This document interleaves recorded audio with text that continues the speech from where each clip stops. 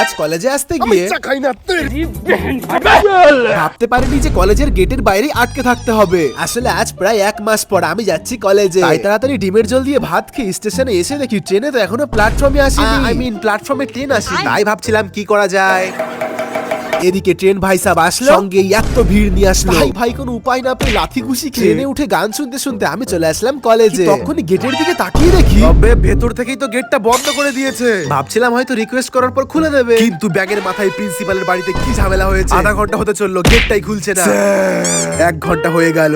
আমিও ঠিক করে নিয়েছিলাম আজ তো নয় স্যার জিতবে, না হলে আমি। ঠিক তখনই একজন স্যারের এন্ট্রি হলো। এবার তো গেটটা খুলতেই হলো। ভাবছিলাম এবার তো ঢুকে যাবই, বন্ধ করে দিল। আরে না, একবার খুললে কি আর বন্ধ করতে দি? আরে ব্যাগটা তো বাইরেই রয়ে গেল। এদিকে 1.5 ঘন্টা পর ক্লাসে আসলাম, ঘুম চলে আসলো। আর সঙ্গে সঙ্গে স্যারও ডাক দিয়ে আজকের প্রেজেন্টের ডায়েরি লিখতে বলল। কিন্তু এরপরই ভাই যা যা হলো ওগুলো সব তোমরা পরের দিন পার্ট 2 তে দেখতে পারবে। ততক্ষণ সাবস্ক্রাইব করো।